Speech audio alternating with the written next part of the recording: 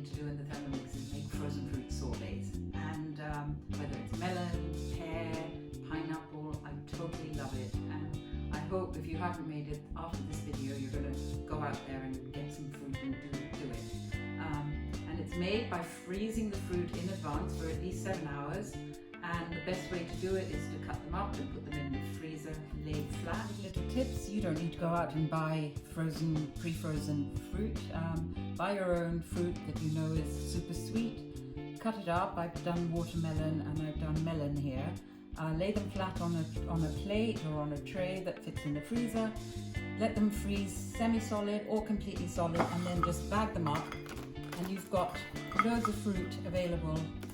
I love it.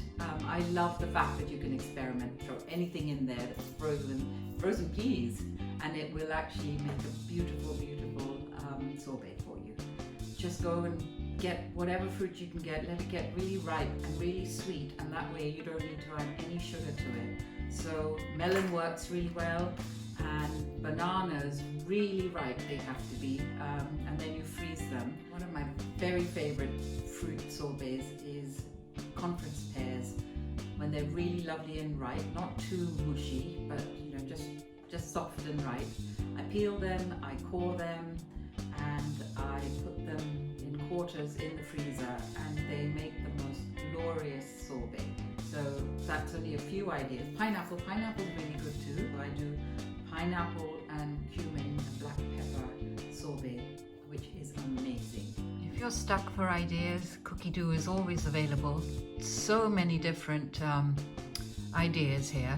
And don't forget, you can filter on Cookie Dough and go to countries and look for ideas from all these different countries.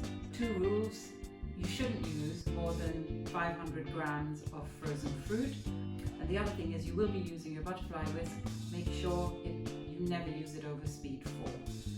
Let's get started. You're going to love this.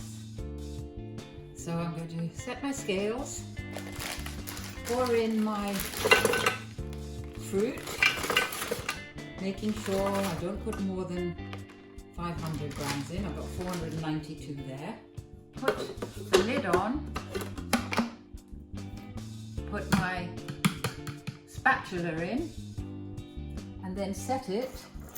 Close this window, go back to the main screen, set it for 1.5 minutes, and go up to speed 10. It's going to make a racket for a little while, and then churn it. So let me get going. You won't be able to hear me once I start, but I'm going to get going and show you how you churn it.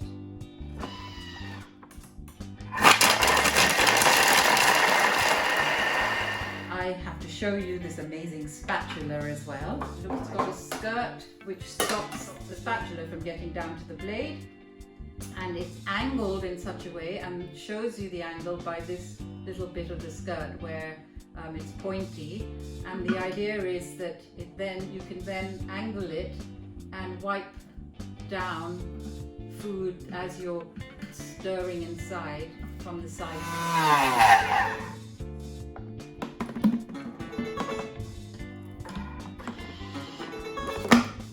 And here you have this beautiful sorbet.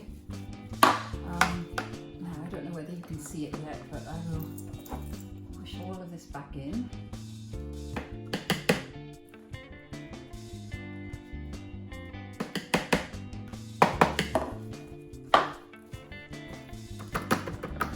Oh, that's your sorbet. For now, it's lovely and smooth, and that's not the end of it. Now we're going to put the butterfly whisk in. I don't know whether you can see me doing it. I'm going to push this in and give it a tiny little twist because there's a notch in there. It doesn't lock the whisk onto the blade. It merely holds it in place, and we put the lid on. We're now going to set the Thermomix for, we'll give it a minute, but we can watch it. I love this bit. Give it a minute, and then never over speed 4 with the whisk in place. We're going to start trying to churn it. It might have a little resistance, you can hear it, and we're going to go up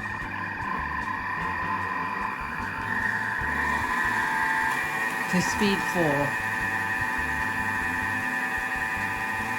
You'll be amazed by what happens to this now.